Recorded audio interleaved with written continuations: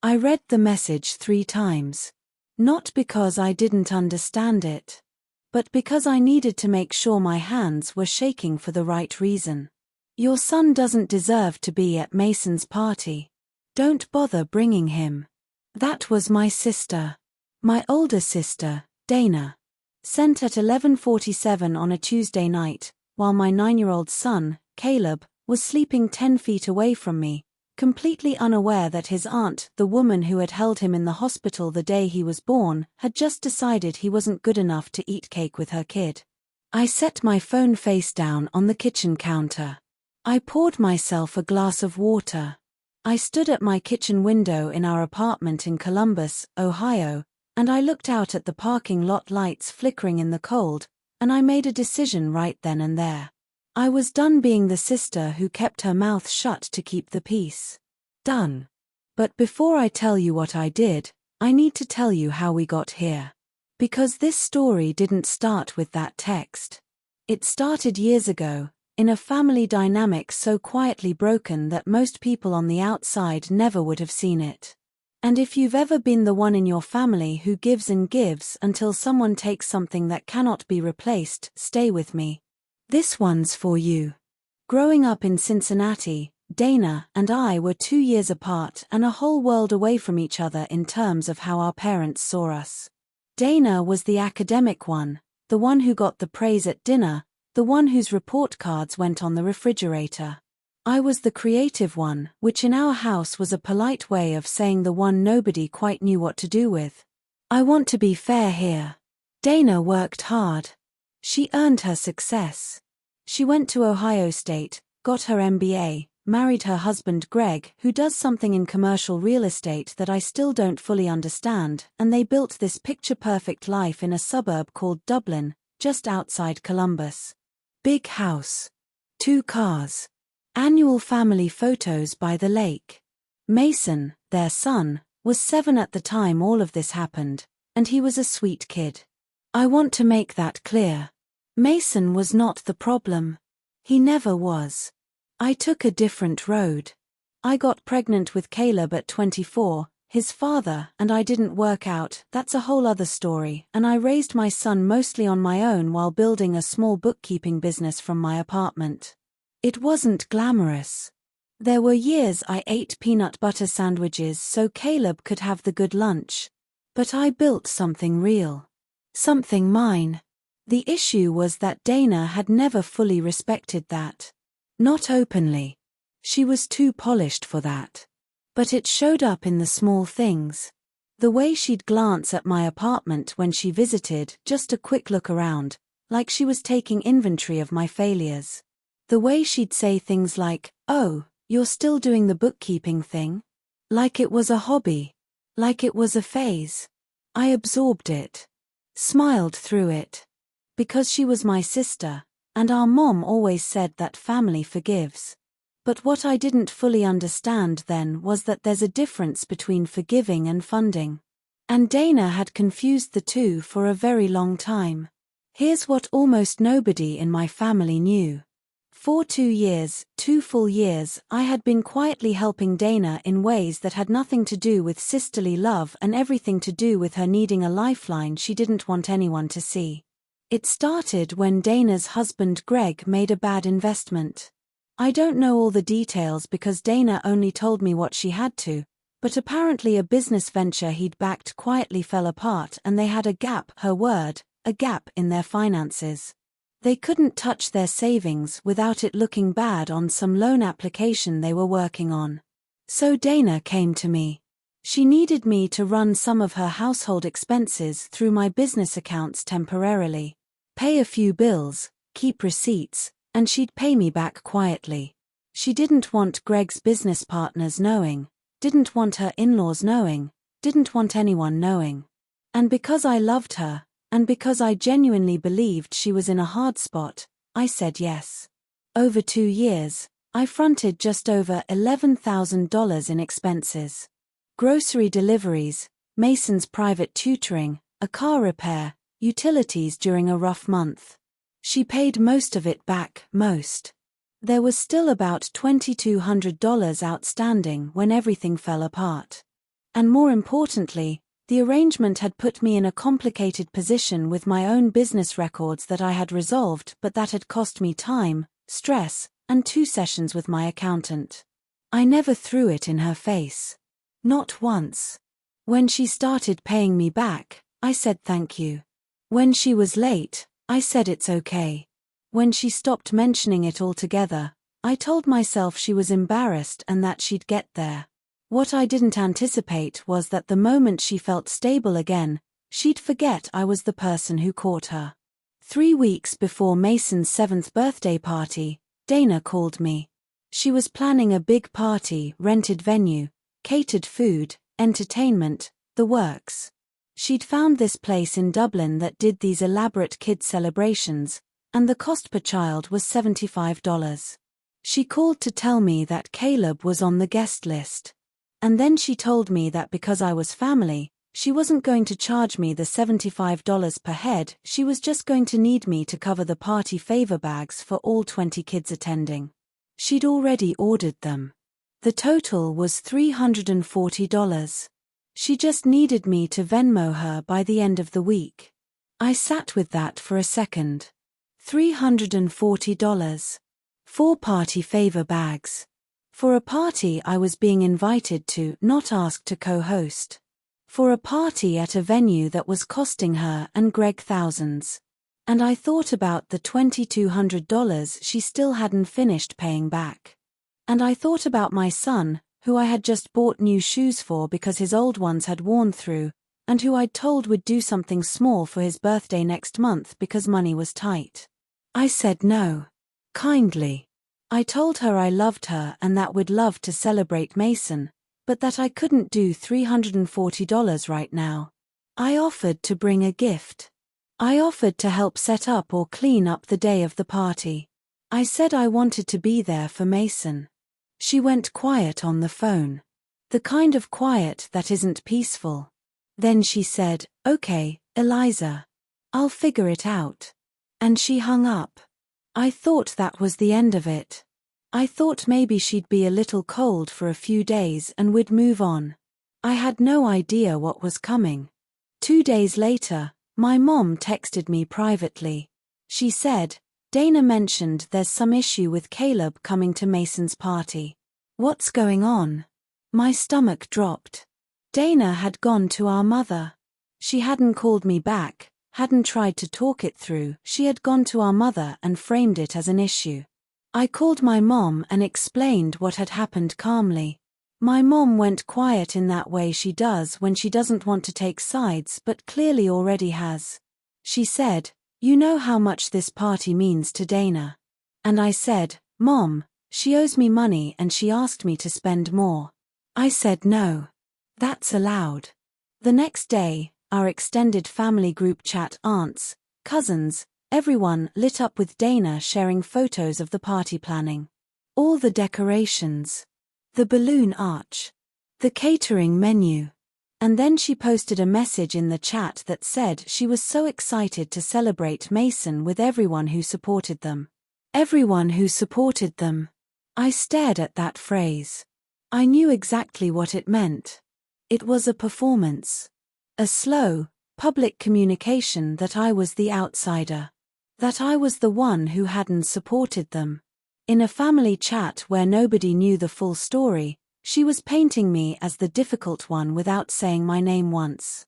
And then came the night she sent that text directly to me. Tuesday. 11:47 p.m. Your son doesn't deserve to be at Mason's party. Don't bother bringing him. Now let me ask you something. Have you ever had a family member say something so ugly that it almost feels unreal? Like you need a second to confirm it's actually happening? Drop a comment and tell me, because I know I'm not alone in this. And if this story is already hitting close to home, hit that subscribe button, because the way this ends is something you do not want to miss. I didn't respond to the text that night. I made that choice deliberately. Because I knew if I responded at 11:47 p.m., I would say things I couldn't take back, and I needed to be strategic, not reactive. But I cried. I'm not going to pretend I didn't. I sat in my kitchen and I cried quietly because what that text really said underneath the cruelty of the words was that 2 years of showing up for her meant nothing. $11,000 of my own money moved quietly through my accounts to protect her reputation, and she was telling me my son didn't deserve to sit at a birthday table with her son. Caleb had never done anything to Dana or Mason. He was a 9-year-old boy who thought his Aunt Dana hung the moon. He'd made Mason a handmade birthday card already. It was sitting on our kitchen table, crayons and all. That card broke me a little. But it also hardened something in me. Because I looked at that card, at Caleb's careful handwriting, at the little rocket ship he'd drawn because Mason liked space, and I thought, no. I'm not going to let this be buried. I'm not going to smile at Christmas and act like she didn't say that. I'm not going to protect her silence anymore while she weaponizes her words against my child. The next morning, I took a screenshot of the text. I saved it. And I started thinking very clearly about what I actually had in my hands and what I was willing to do with it. I want to tell you the exact moment things shifted in my mind, because I think it matters. I was at my desk the morning after the text, going through my business files, and I pulled up the folder I kept with all the records from the 2 years I'd helped Dana. Every Venmo transaction. Every receipt I'd kept on her behalf. Every text where she asked me to pay something and promised to handle it. I had kept all of it, not because I planned to use it, but because I'm a bookkeeper. I keep records. It's just what I do. And as I sat there looking at that folder, I realized something. I had been operating under the assumption that being the good sister meant staying quiet. That loyalty meant covering for her. But loyalty doesn't mean letting someone disrespect your child and then going to Sunday dinner and passing the roles. I wasn't going to expose her finances publicly. I wasn't going to call Greg. I wasn't going to do anything dramatic or destructive. But I was going to stop protecting a story that was hurting me and Caleb.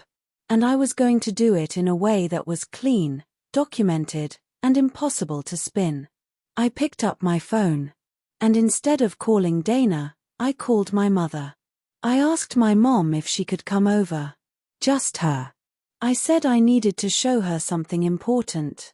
She came that afternoon, and we sat at my kitchen table with coffee, and I showed her everything. Not to punish Dana. I want to be clear about that.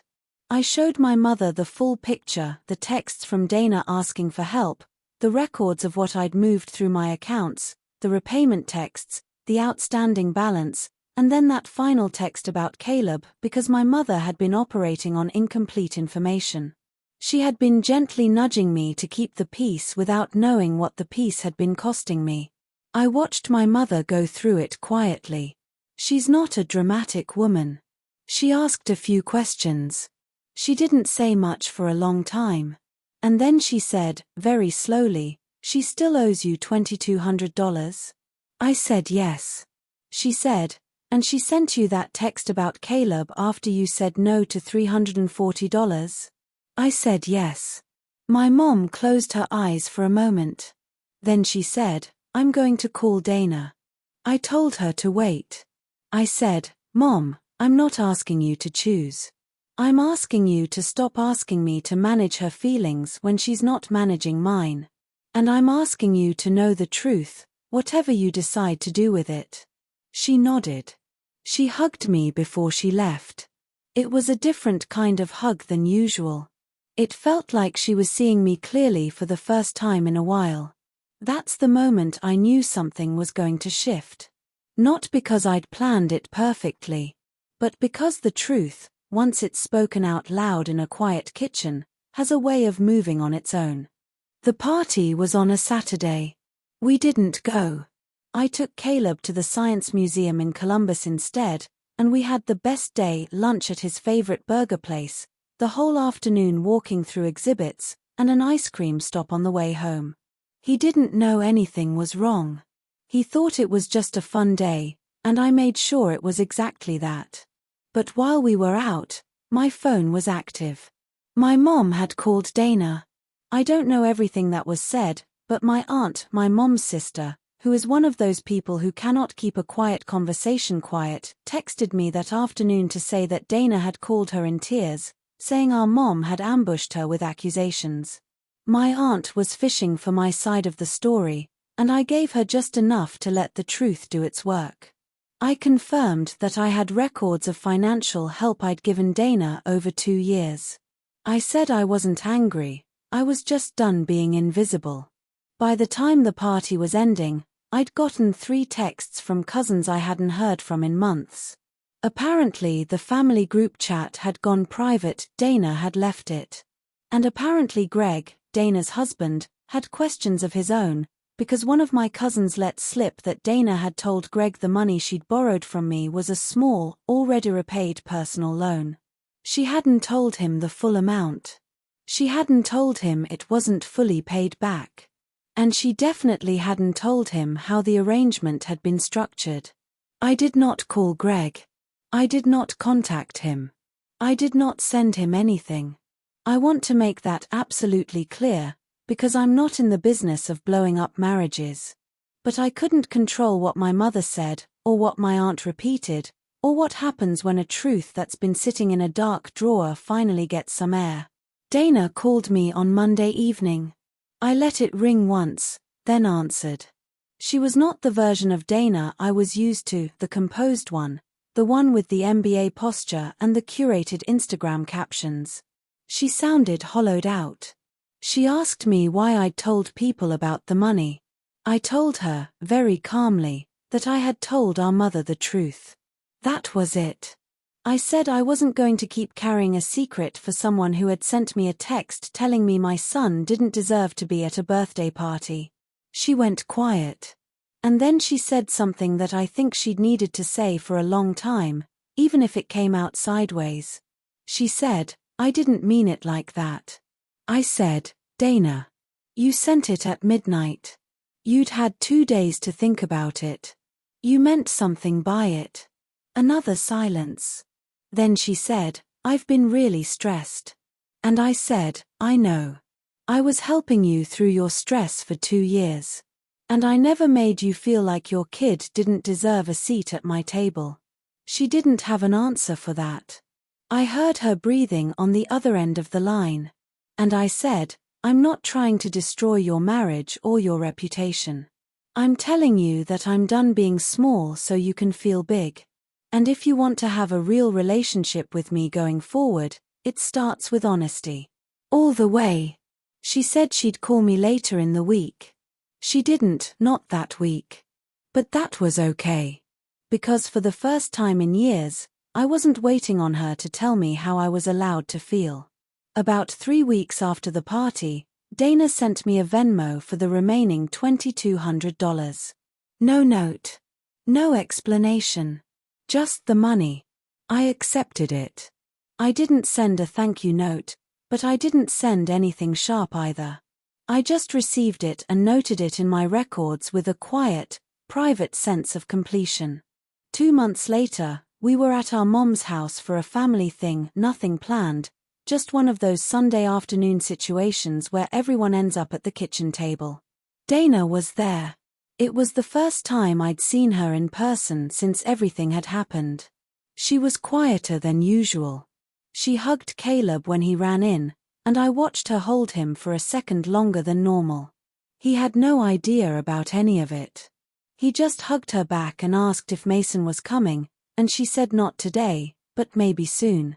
She and I didn't have a big dramatic conversation. We talked about small things. The weather. My mom's garden. We weren't back to normal. I'm not sure what normal even means for us anymore. But we were in the same room, and we were civil, and there was something under the surface that felt like the beginning of something more honest. At one point, when we were alone for a minute in the kitchen, Dana said, I'm sorry about what I texted. Just like that. No build-up, no long speech. Just those 6 words. I looked at her and I said, thank you. Not because everything was fixed. But because she said it. And sometimes the first honest thing is the hardest, and you have to give people credit for getting there. Here's what I know now that I didn't fully understand before all of this. Silence can feel like grace. It can feel like you're being the bigger person, the patient one, the one who doesn't make waves. And sometimes it is grace. But sometimes, and this is the part nobody tells you, silence is just a loan. And if you keep giving it to the wrong person, they will spend it down to nothing and then wonder why you're overdrawn. I spent years being quiet about the help I gave Dana. I spent years absorbing the small slights and the condescending looks and the way she'd introduce me to her friends with this slight hesitation, like she was trying to figure out how to explain me. I did it because I loved her and because I thought that's what family meant. But my son did not sign up to absorb any of that. Caleb, who made a handmade card with a rocket ship, who calls his aunt on her birthday, who never did a single thing to earn that text, he was innocent in all of it. And the moment Dana made him a casualty of her pride, I understood that my silence had not been protecting our relationship. It had been funding her sense of superiority with my self-erasure. I'm not a perfect sister. I've made mistakes in this story too. I could have had hard conversations sooner. I could have stopped the arrangement before it got complicated. I could have set clearer terms. Those are real things I carry. But I am done apologizing for taking up space. And I am done teaching my son that the way to keep people in your life is to shrink yourself until you disappear. If this story resonated with you, if you've ever been the one who gives quietly and gets pushed aside loudly, I want to hear from you. Subscribe to this channel and leave me a comment below. Tell me if you've ever been in a spot where keeping the peace was actually costing you your peace. Because I read every single comment, and your story matters here. The lesson I took from all of this is not about revenge. I know this channel is about betrayal and justice, and yes, there was justice here. The money came back. The truth came out. Dana had to face something she'd been hiding, including from her own husband. None of that was orchestrated by me, but it happened. But the real lesson, the one that sits with me when I'm lying awake at night, is simpler than any of that. It's this: the people who benefit most from your silence are rarely the ones who would keep yours. Dana never once asked me to keep things private out of love for me. She asked out of love for her image. And I protected her image so well, for so long, that I nearly lost sight of my own. I see Caleb now, his laugh, his drawings, his big open heart, and I think, I am the example he's learning from. Every choice I make teaches him something about what love should look like, what family should cost, and what he is worth. And he is worth more than a seat that has to be earned by paying for party favors. We all are. If you made it to the end of this story, thank you. Genuinely. It means everything that you were here for all of it. Please hit that like button if this hit something real in you, subscribe if you're new, and share this with someone who needs to hear it today. I'll see you in the next one.